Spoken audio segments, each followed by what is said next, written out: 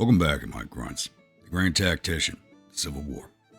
I'm Grandpa Gaming, and this is episode 24 of our Federal Spring of 61 campaign. Not much to go through on this one. No new viewer units this episode, so we'll be going straight into the historical record and map overview, even though not much has changed.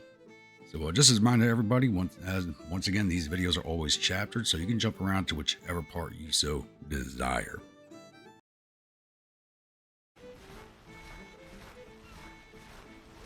An article from the Grumpy Times, Sunday morning edition, dated 22nd March of 1863. Another failed attack on Washington. 14th Battle of Washington took place near one of the crossings on Rock Creek. Barton's Corps Army of Ohio, Jackson's Corps Army of Virginia in support.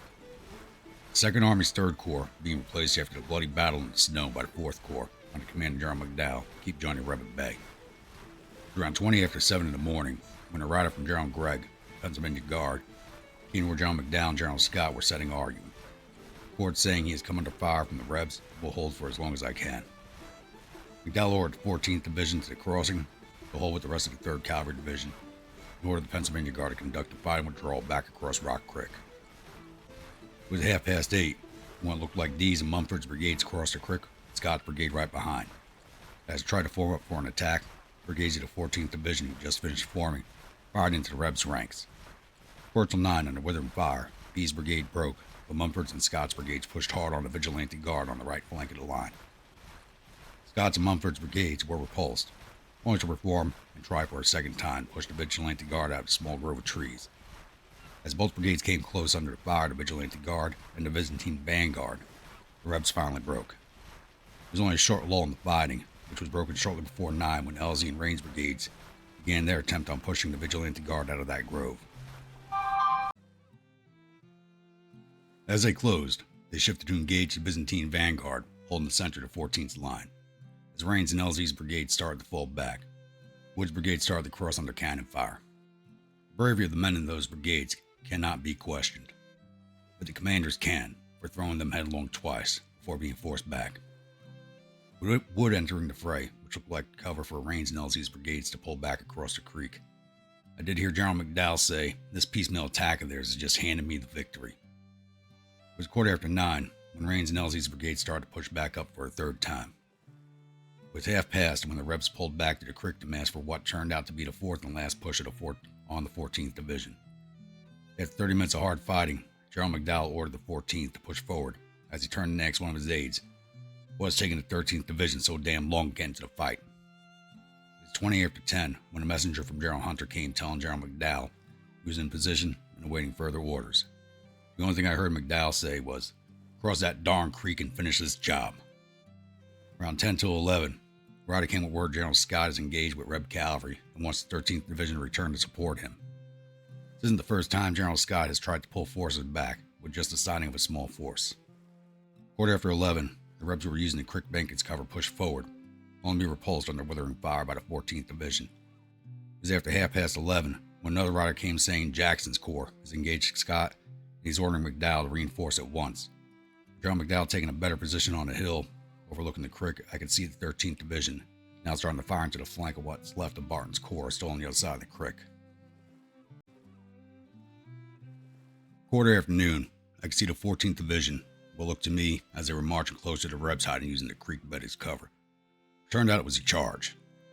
One General McDowell's aides pointed out the charge. I could swear the Rebs could have heard General McDowell yelling, "Forward! Get in there! Forward! Bayonets, boys! Get rid of them! Drive them into the water, dang it! Club them and drown them!" I could see the Rebs that didn't stand and fight trample each other to get away from the boys charging them. Those who made it across the creek ran to the 13th Division's withering fire. General McDowell still yelling, "That's what I want to see! Break them! Rip this corps to shreds!" I spoke with a few men from the 1st New York Engineers after the battle. You hear they had fought against the Red Brigade around the same time the 14th Division made their charge. It was about 12:30 when an aide asked, "Now that the Rebs are broken, should we start to send aid to General Scott?" With that, General McDowell ordered some of his guns to support General Scott. It was after the battle that I had spoken with Colonel Croxton and Carroll's Dogs Foxes, with him saying, if it wasn't for them, the Pennsylvania Guard flanking Jackson's Corps, the battle would have lasted longer, along with a tougher fight for the 14th Division. When I reached a small hill near General Scott's position, 10 till 4 in the afternoon, I see one brigade of 12th Division start to march forward. It wasn't until after the battle that I learned it was the whole division that moved forward. It was 4:30 when the tired 14th Division finally got behind Jackson's corps and started to fire into whatever Red brigade was close. It was 4:45 when the Rebs started to withdraw from the field, with it being close to 5:30 when the last of the Rebs fled the field with the Pennsylvania Guard on the heels. At the end of the day, the Union lost close to 3,500 men, with the Rebs losing close to 12,000 men. With the battle over and the Rebels trying to cross back into Virginia, the question remains, when will this war end? A letter from Abigail Wade to Michael Wade, Buffalo soldiers. This is definitely concerning news, my dear. Your words do bring comfort and hope to our plight. So do find some comfort of your own in that. We shall pray most vigilantly for this predicament to be resolved and for you and your men's safe return home. Not much has happened here. We've been receiving lots of newspapers, Southern approved, mind you, detailing news of different ilk. Says we are losing and that they have indeed invaded the North and the armies are liberating cities all over multiple states. They foresee a great victory ahead for the Southern cause. Says Washington is next. Please tell us true, Michael. Is this true? Or are these lies to trick the people? We fear and worry for you and our great nation. Please send word swiftly and tell us true. Your loving wife, Abigail Wade.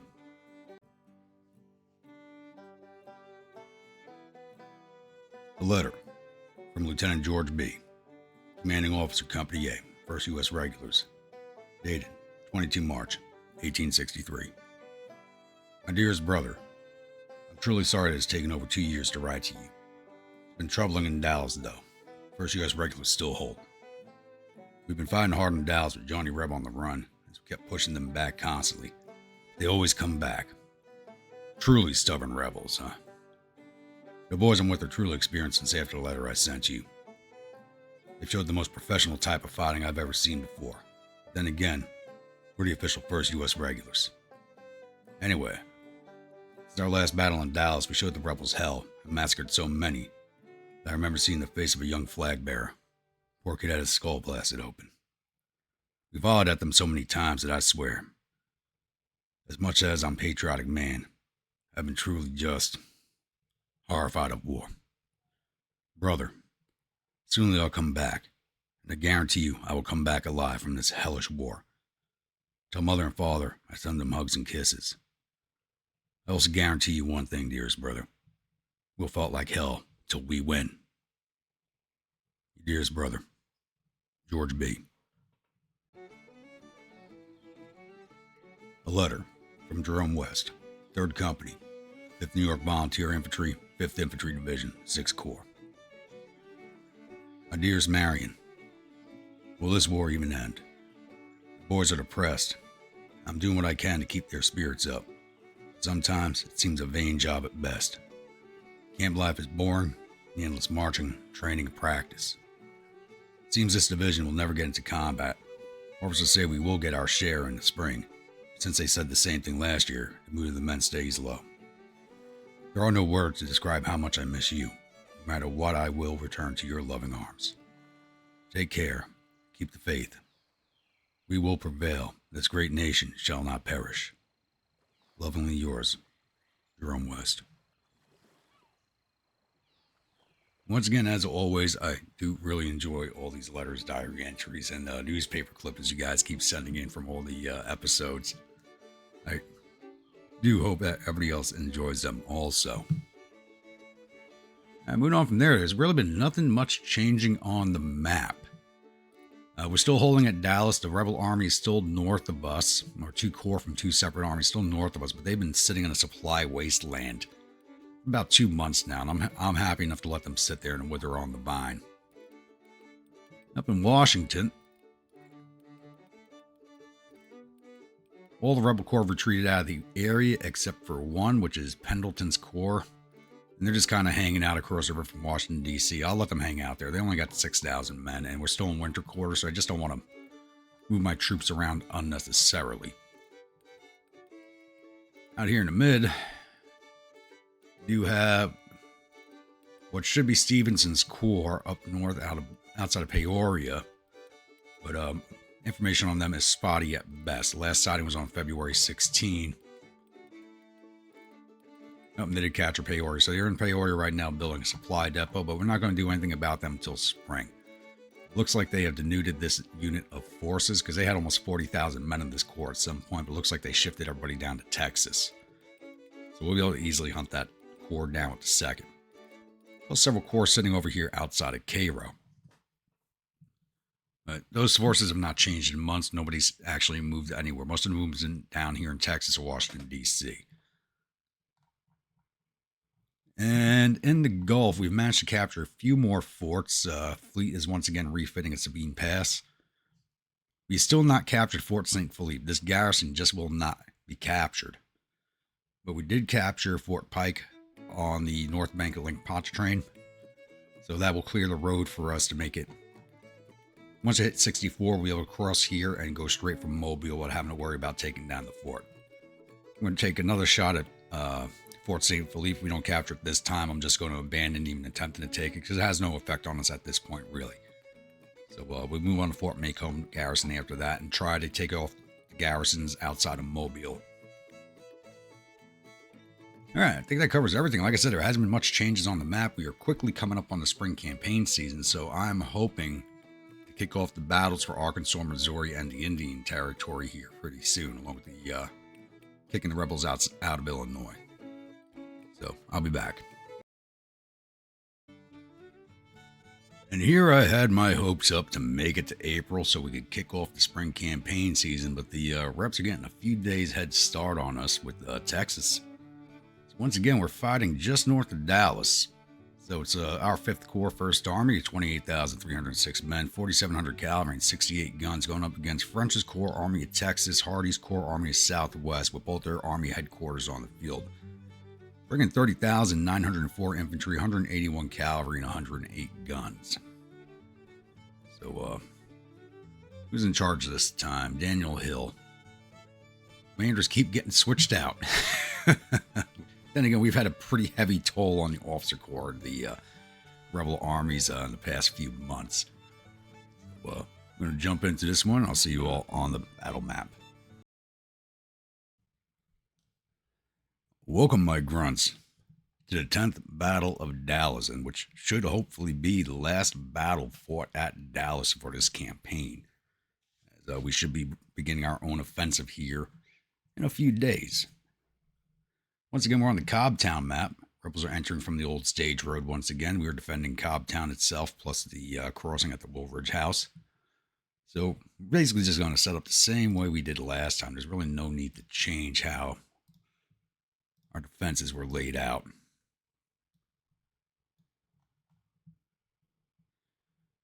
So once again, where's my 1st Division? I'm going to place 1st Division right along the roadway with the batteries facing that way.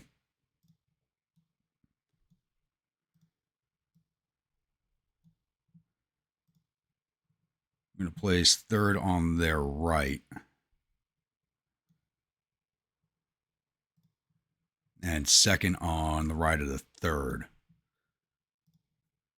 And I'm thinking this time I want to keep my cavalry out over here in this wood lot. They form up to make an attack the way they did last time. We should be able to bring the cavalry in flank and rear of the rebels. Hopefully I'm not siding them. I'll be able to bring them in on a surprise attack. Where the engineers go? There they are. The engineers over here build some works for these guys. Some works for these guys. So straightforward defense.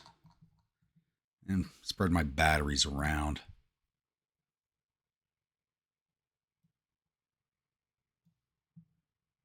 20s there. Where's my 30s? 30 should be out on this flank.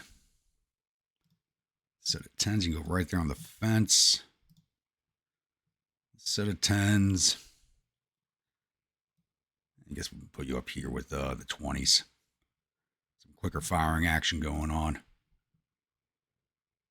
Actually, yeah, the engineers build here first and come over here to build for these guys. This way they can cover on the flank once they're finished. Yeah, I think that'll be it. So I'll come back in once we have the rebels sided. Right, it's now going on 14:55 in the afternoon. We got one rebel division to our front. Once they got down here to the Boykin House, they started coming along this road here and down this farm track. So they were angling in at the confluence of the 2nd and 3rd divisions. We have more brigades just sided coming down this main road here. I did have skirmishers out, but I pulled them in. So because of that, I started sending the cavalry division out here towards the Revere farm. They're still strung out back here towards the Stoughton farm. So I'm hoping to catch some of their artillery with the cavalry coming in from the rear. And I moved my 30s a little further out onto the flanks over here as they got the range to fire in from there. Decided to get them away from the danger zone.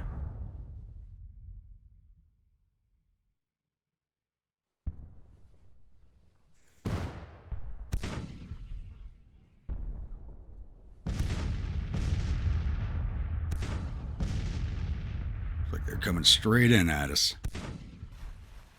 Now I'm coming in on the Viking Brigade and the Ohio Blue Jackets. We're actually almost ready to get a battle flag. Maybe we'll get one after this fight. And the 1st U.S. Regulars.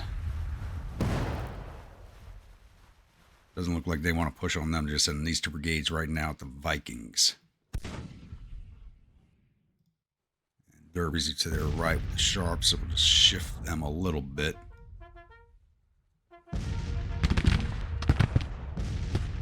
Whoa, they got us outranged? They on a little bit of a rise. Yeah, they're on a little bit of a rise. Coming a little closer, boys. Come on.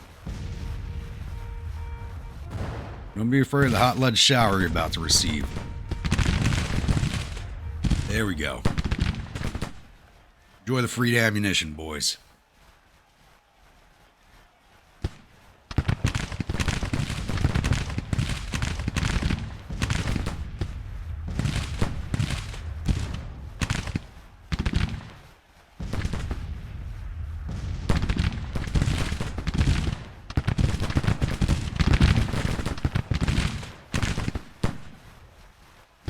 Wallens Brigade, and they're just marching into it.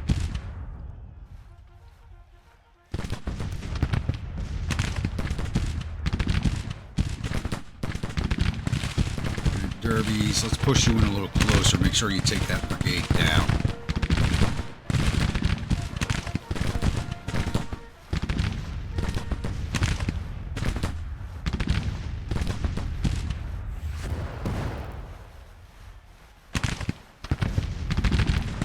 Guys are avoiding the 1st Division.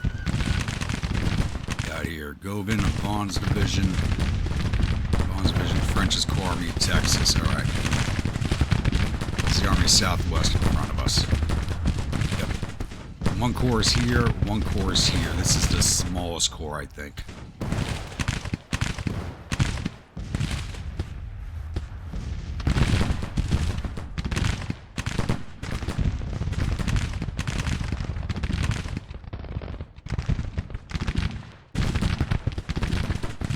Looks like they're seeing off this battery back here. Good. My batteries are doing what they're supposed to this battle and actually firing at their batteries. Beautiful thing when they do their jobs.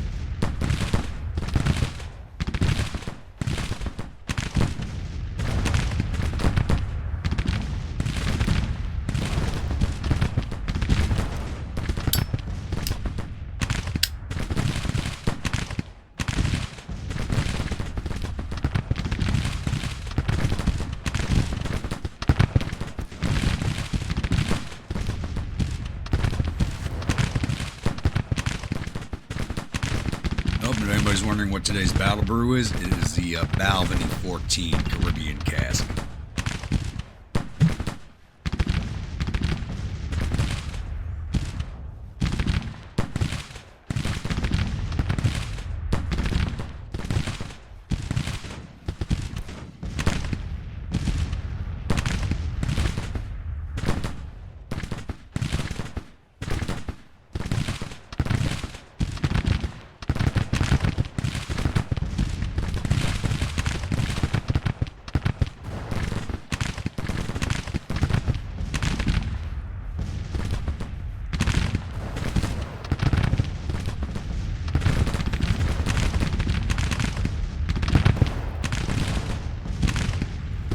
lay that brigade low. Looks like coming forward on the left.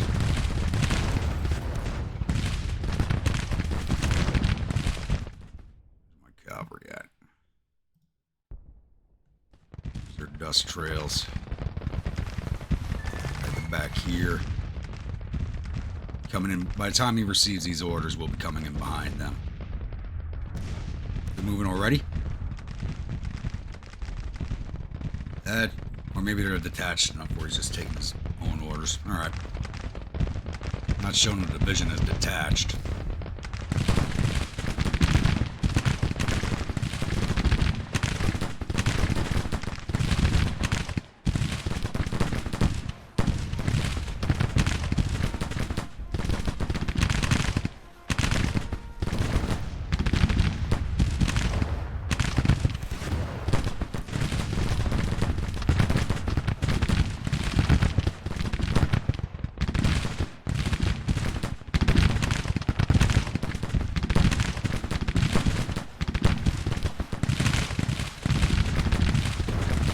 Oven came in on his own. Wow, that's pretty suicidal.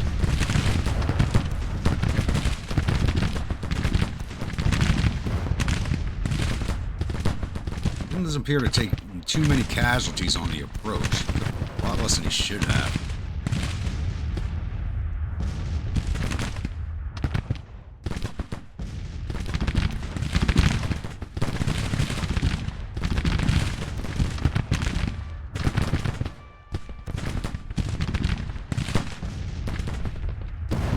Regulars engaged with Lane's brigade, and they're taking flanking fire from the Bloody First.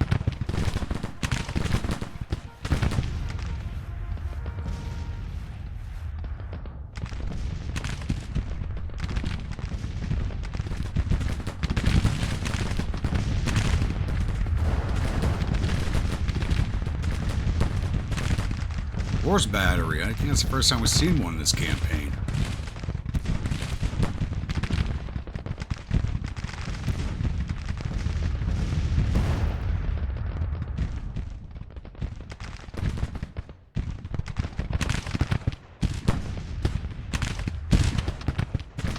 Broken brigade already. I think there's two actually. I think another brigade over here. Yeah, there they go. There's got to be a third one. I think we've seen off one of their batteries. Alright, Vikings, push in on the Florida militia. I don't know what the armed look, but they got you boys outranged.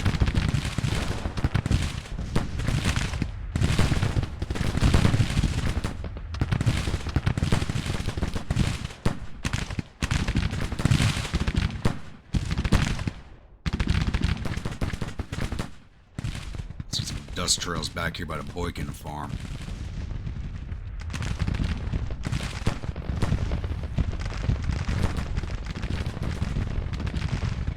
As soon as this horse battery's cleared out, we'll start us. Ooh, there's another battery over here. Start swinging the first out. Getting a flanking attack.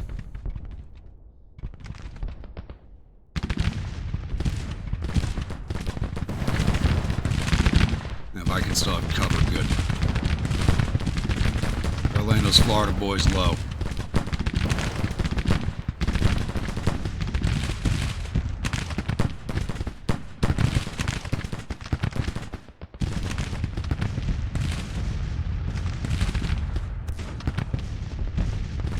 So we got dust trails here. Two more infantry brigades back here. Three. That's a whole division.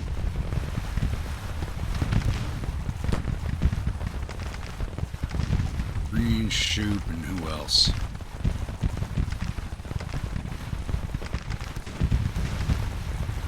And Cook.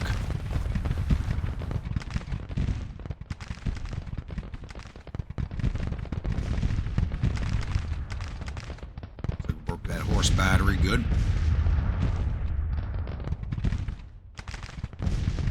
Still see some dust in here, so I'm not going to swing out the first just yet.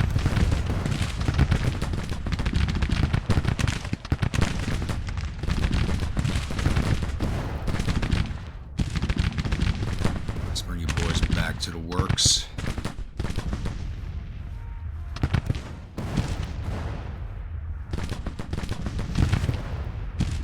They're about to get leveled level 2 on Iron Brigade. Good.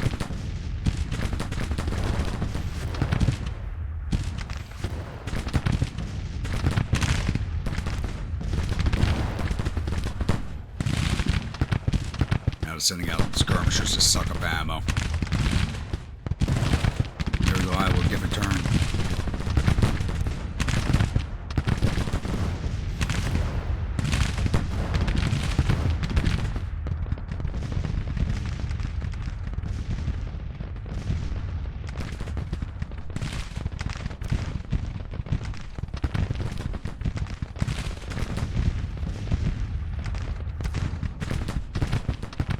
Oh, it's more batteries. That's even better. And an infantry brigade.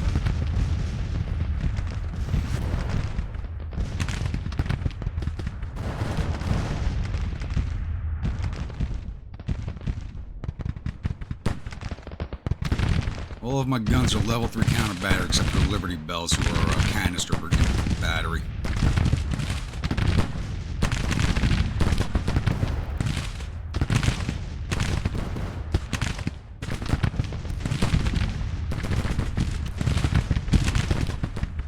Viking just went level 2 on the Iron Brigade. Very good.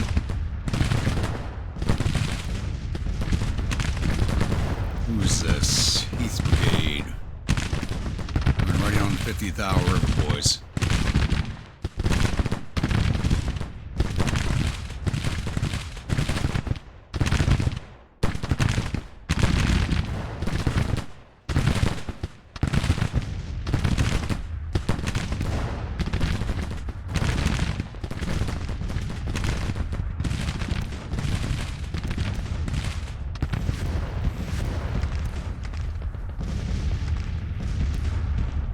They might be angling for the engineers. Their morale's not been good at all in any battle.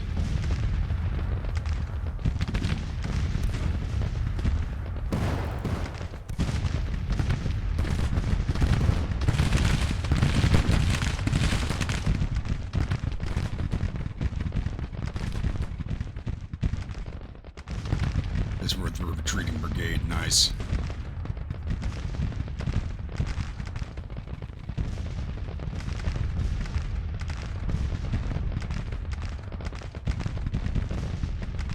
That's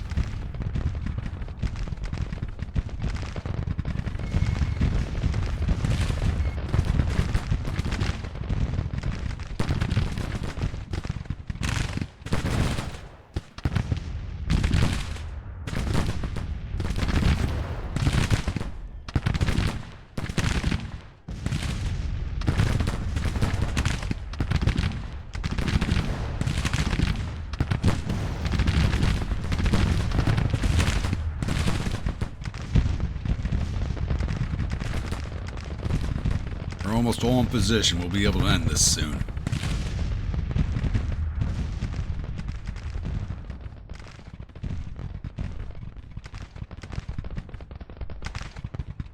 Every time these rebels think they can win an attack, we gotta show them the error of their ways.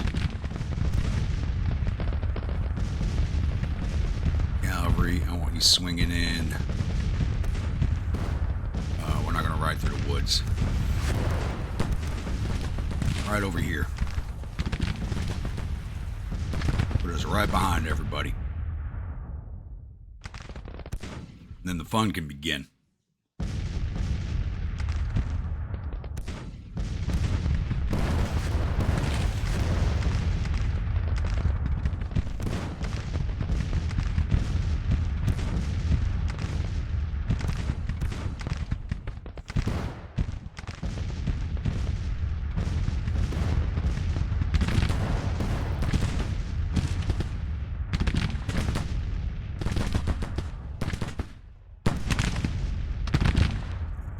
Florida boys again, go out and clear them.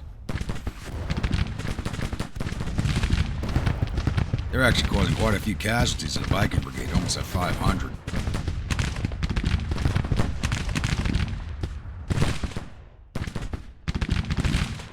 The boys have to have Whitworths.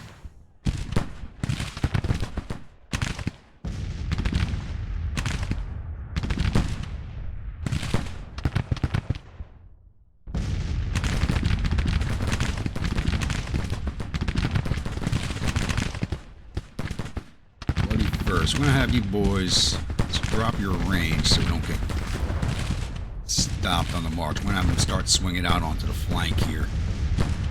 Use that long range of theirs to some effect.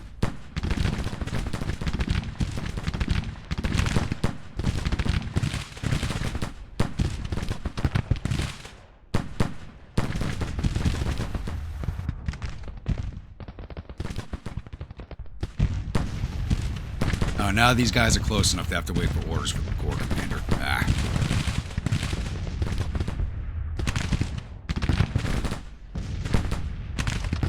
Short range, very good. I'm marching out this way.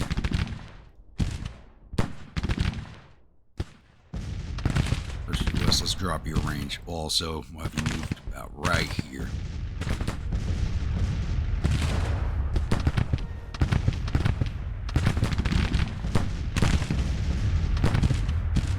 Everybody's running low on ammo already. It's kind of pissed me off. We should have no ammunition issues.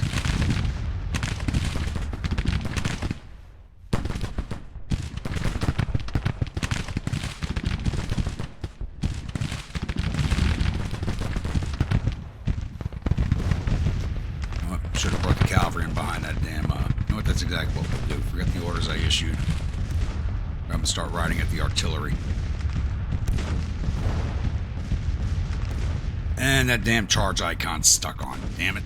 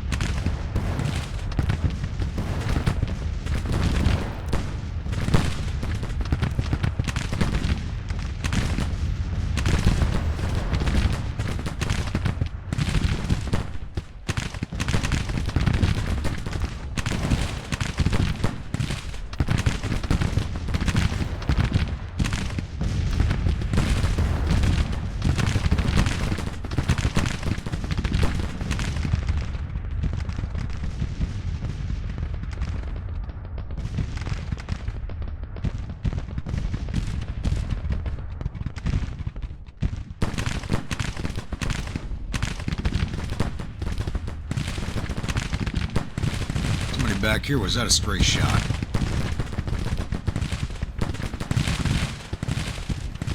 They'd be spotted by the bloody first. It's gotta be a stray shot.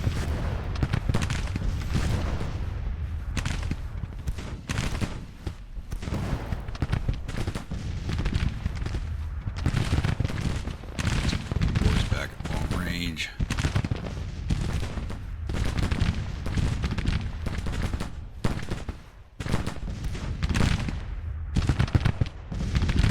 Still have not seen off those Florida boys, huh? What's going on, Viking Brigade? Alright, you've eaten enough casualties. Let's fall you back and lay you down.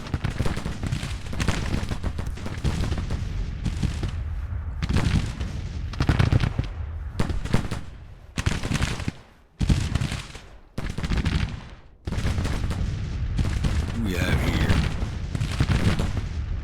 Wright's Brigade.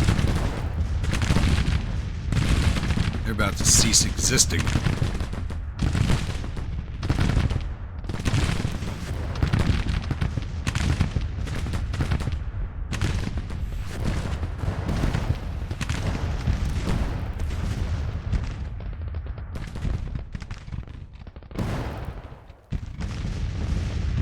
Cavalry.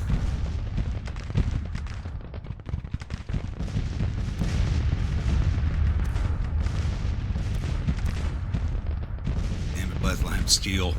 Where the hell are you going?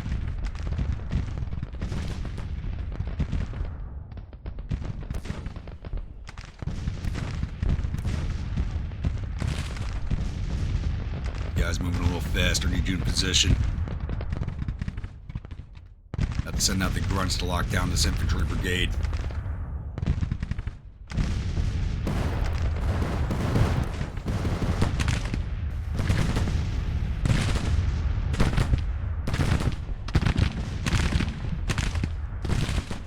Bloody first. Pushing on this flank. Regulars, come join them.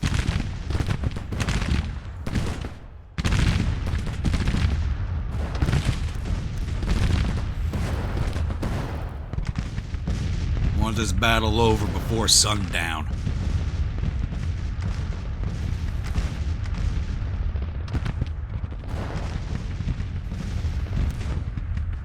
Alright, Grunt's time to start moving you boys out.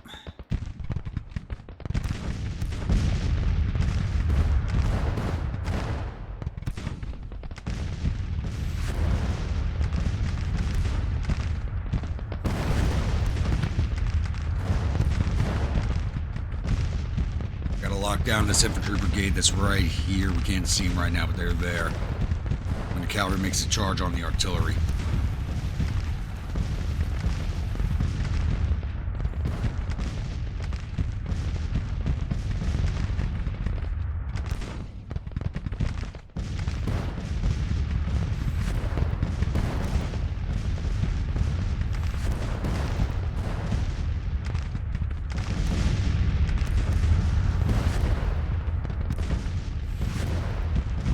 A lot of artillery fire this battle, but they got over 100 guns on the field to our 63 or something like that.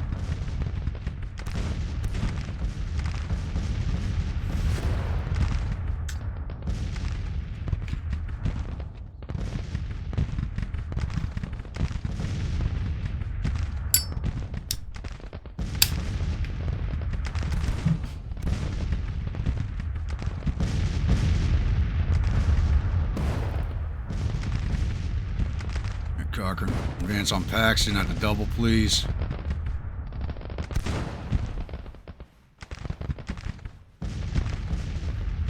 Bethlehem Steel. Come get Anderson. Bloody Sabers. Coming in on Lewis.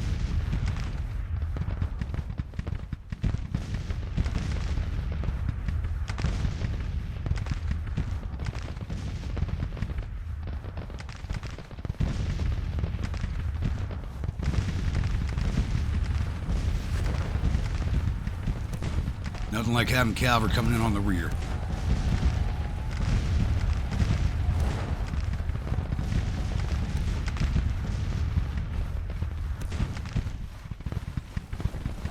Good job, boys. This detachment. Bloody Sabers charge.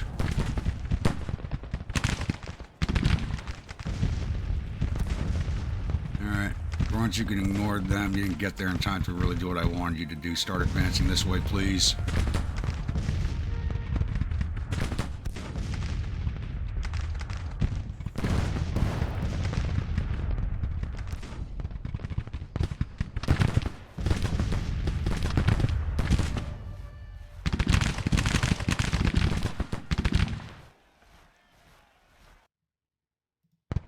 Ooh, First Maine's gotten hammered.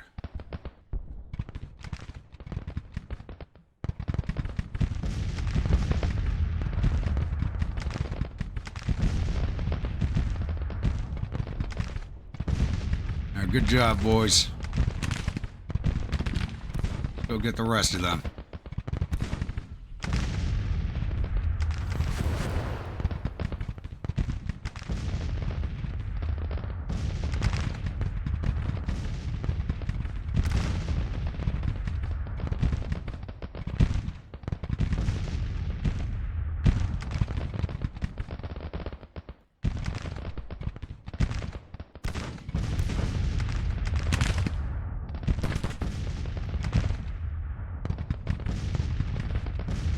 Go, boys, let's move along. I want to be back in camp for supper.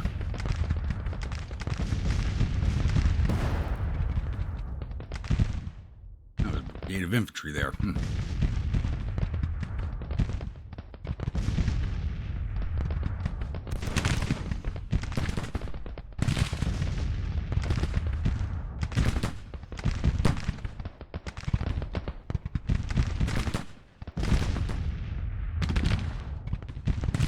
Take care of them, Bloody Sabers. Live up to your name.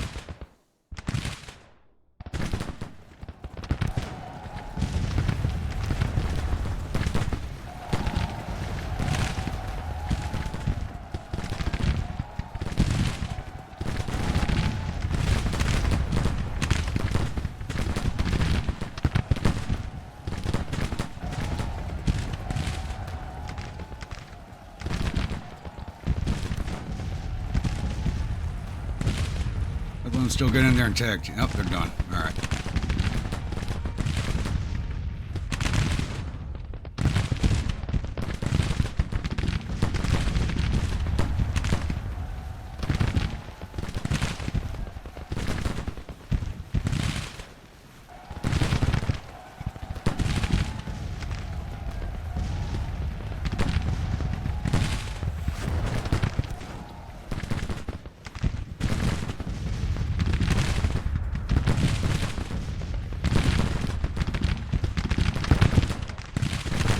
Push those skirmishers in. They don't want to attack us, we'll go out and get them. I'm done with the sniping.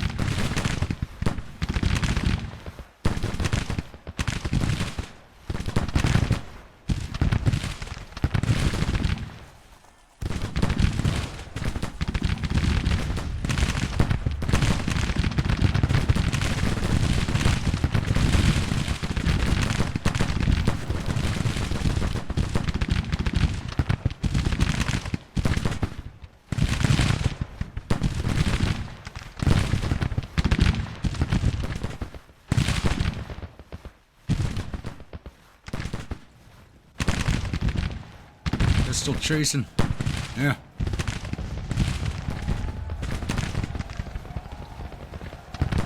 Go over there and get Stark's brigade.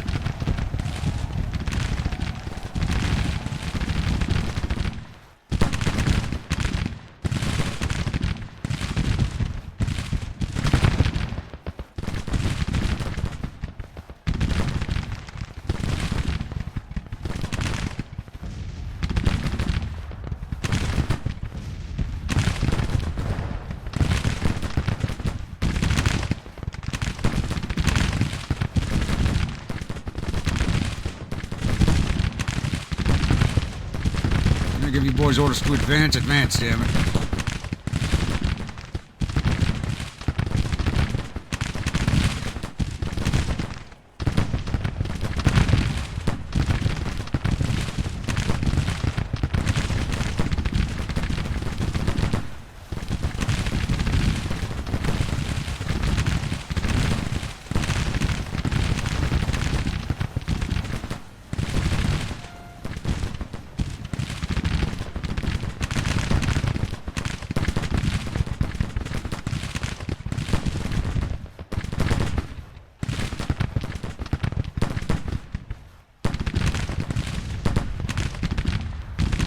What the hell you boys turning the face? All right.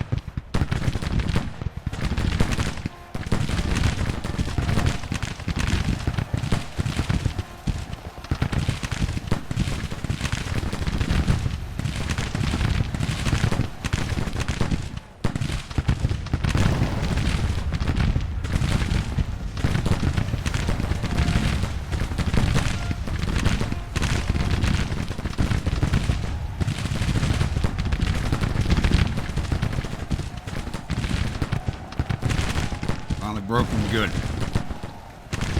We're gonna get Smith. Bloody Sabers. I don't know who that is, but go get him.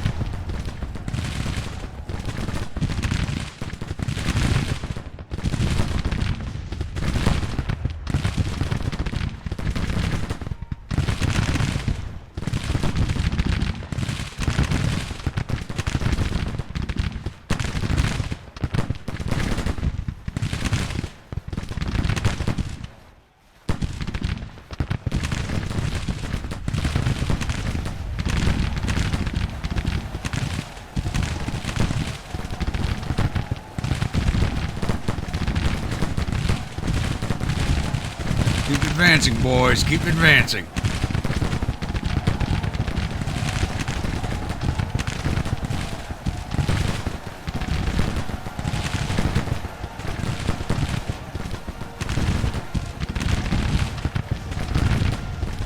There they go. Let's keep this massacre going.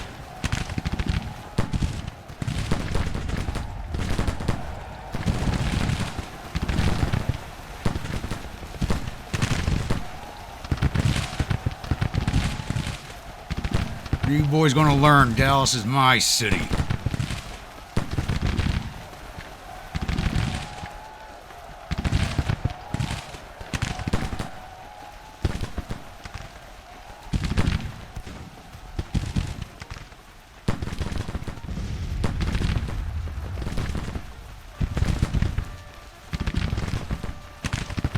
Look at that, Cook's getting away basically unharmed. I do not like that.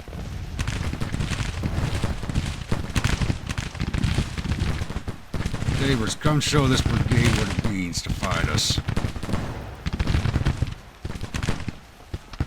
The cavalry's got, yeah, the cavalry's exhausted. I doubt they're going to catch up to them.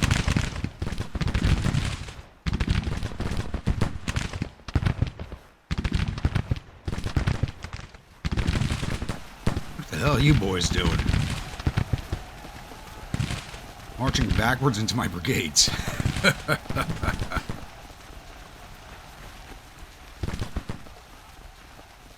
Man, I don't even think we lost any officers in that fight.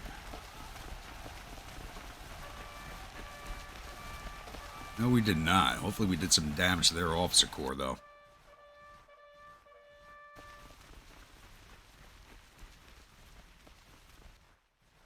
Why are you boys firing into them?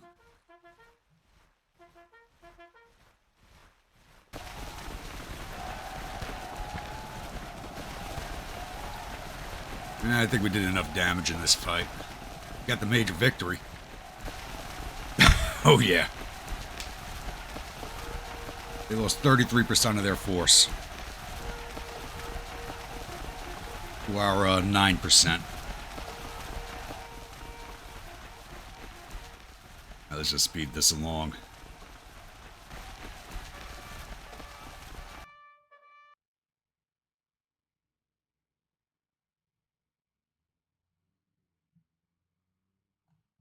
A little bloodier for me than I expected, but basically, attack went off without a hitch.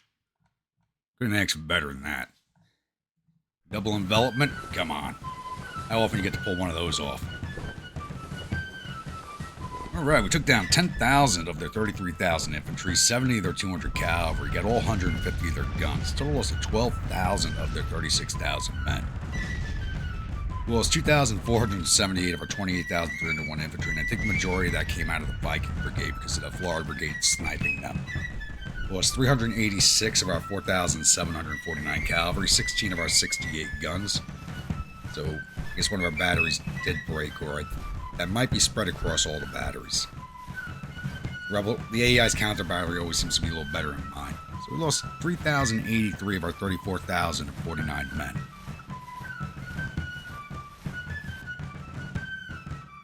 Let's save this real fast and go through the paperwork.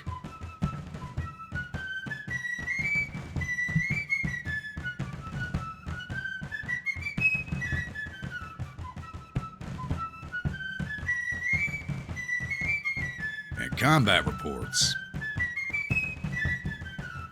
Engineers did not fight. 1st Cavalry Division, Bloody Sabres, did 760 to infantry, captured 872, 222 to artillery, captured another 350 for a total 2,209. Damn. Bethlehem Steel did 387 to infantry, captured 1,480, did 271 to artillery, captured 632. So the artillery numbers are always skewed because it counts the infantry detachments that are sent to take over guns as part of the batteries. I don't know why it does that. So brigade total 2,770.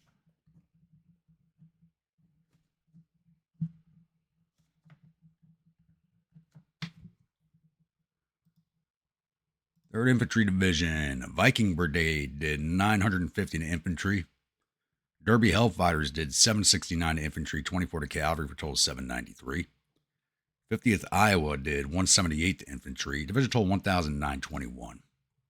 Second Division, Ohio Blue Jackets did 639 to infantry, captured 21, 11 to cavalry for a total of 671. 1st U.S. Regulars did 491 to infantry, captured 26, 15 to cavalry, 17 to artillery for a total of 557. Bloody First did 576 to infantry, captured 79, 10 to cavalry, 65 to artillery for a total of 737, division total 1,965.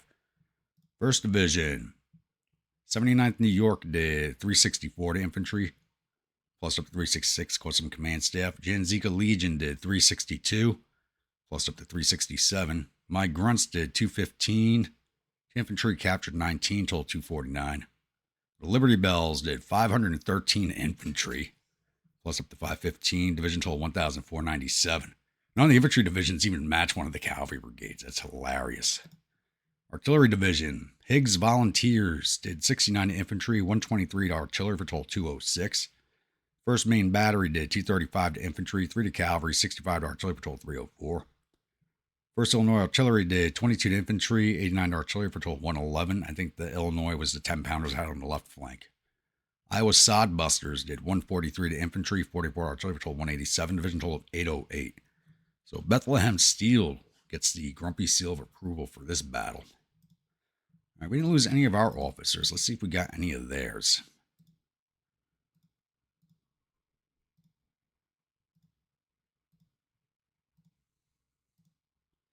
Wounded Pelham.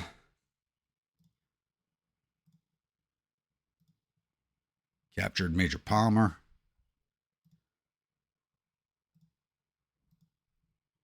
Wounded French.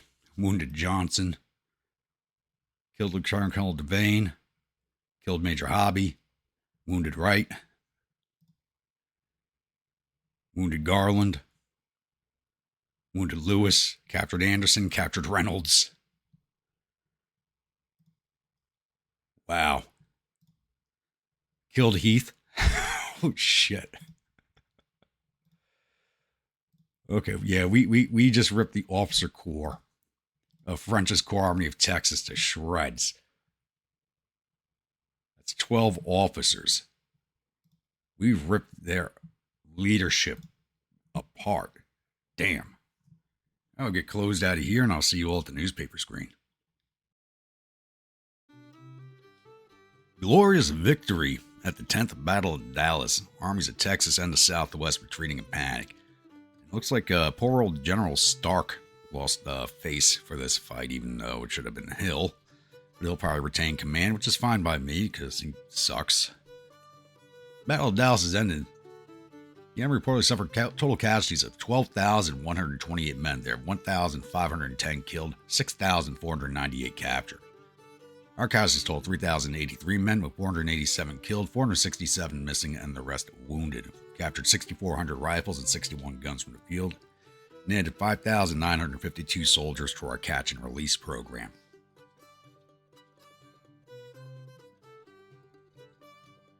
All right, start rolling that one off.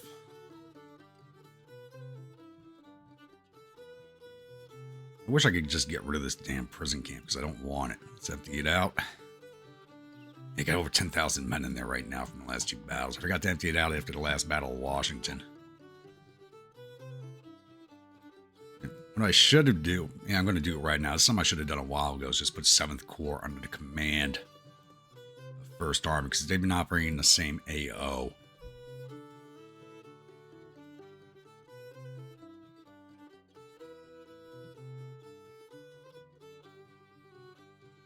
And I do have another battery transferring into there. So the Spare Brigade from 2nd Corps is on its way to be the 4th Brigade of the 1st of 16th Division. And I create a battery of native allies to add to them as they're going to be operating in Indian territory.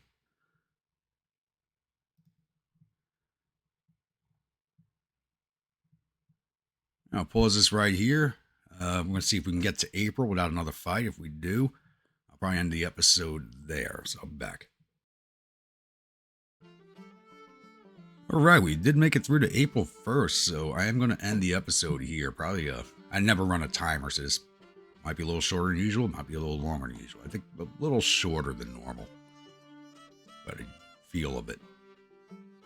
So, like I said, we're going to open up the next episode with the April monthlies. It'll still be a little early for the spring campaign season. I believe I'm going to kick it off while I got the Rebels pushed out of Texas, I'll start moving against Louisiana.